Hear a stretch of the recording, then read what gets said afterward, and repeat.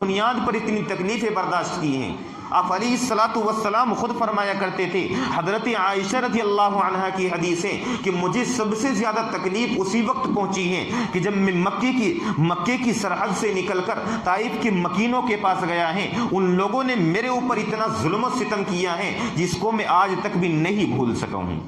آپ علیہ الصلوۃ والسلام نے صرف کس وجہ سے اتنا سب کچھ برداشت کیا تھا؟ صرف اس وجہ سے کہ آنے والی نسل آباد ہو سکے، آنے والی نسل ایمان پر رہ سکے، آنے والی نسل کلمے کو صحیح طریقے سے سمجھنے والی بن سکے، یہ تمام۔ لیکن آج ہمارا حال دیکھو، ہمیں ایمان سمجھ میں نہیں آ رہا ہے۔ ارے ہم سمجھنے کی کوشش کریں گے تب ہمیں ایمان سمجھ میں آئے گا، لیکن اگر ہم ایمان سمجھنے کی کوشش نہیں کریں گے تو پھر ایمان ہماری سمجھ میں کہاں سے آئے گا؟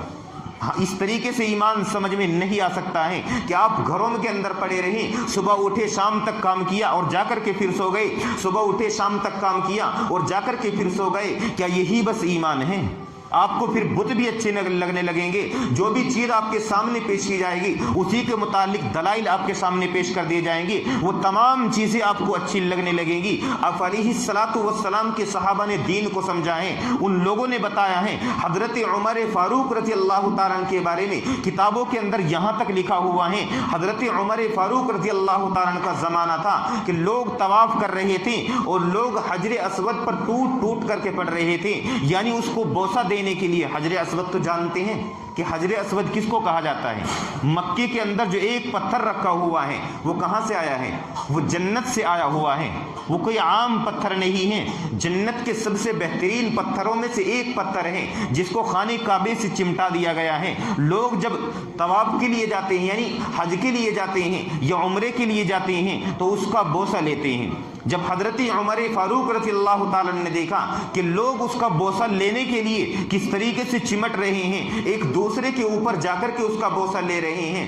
حضرت عمر فاروق رضی اللہ تعالیٰ نے حجر اسود کو مخاطب کر کے فرمایا تھا، اے حجر اسود، میں جانتا ہوں کہ تو صرف ایک پتھر ہے، تیرے اندر کوئی ہمت اور کوئی طاقت نہیں ہے، تیرے اندر کوئی ایسی تاثیر نہیں ہے کہ تو کسی کی بگڑی بنا سکے یا کسی کی مراد کو پورا کر سکے۔ ہاں بس میں صرف اس وجہ سے تیرا بوسہ لیتا ہوں کیونکہ میں نے محمد عربی صلی اللہ علیہ وسلم کو بوسہ لیتے ہوئے دیکھا ہے، ورنہ میں جانتا ہوں کہ تیرے اندر کوئی تاثیر نہیں ہے۔ اگر محمد عربی صلی اللہ علیہ وسلم نے تجھ کو بوسہ نہ دیا ہوتا، خدا کی قسم میں کبھی بھی تجھ کو بوسہ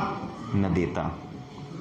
کیونکہ وہ حجر اسود ہیں، اس کا مقام بہت بلند و بالا ہے۔ جب اس کے اندر شرک کو ذرا سا بھی برداشت نہیں کیا گیا ہے، جب اس کے اندر یہ گنجائش نہیں ہے کہ وہ کسی کی بگڑی بنا سکے یا کوئی اور کسی کا بگڑا ہوا کام کر سکے، تو بتاؤ دوسری جو مورتیوں کی پوجا کرنے والے ہیں یا اسی طریقے سے بتوں کے سامنے جھکنے والے ہیں، وہ کیسے آپ کی بگڑی بنائیں گے؟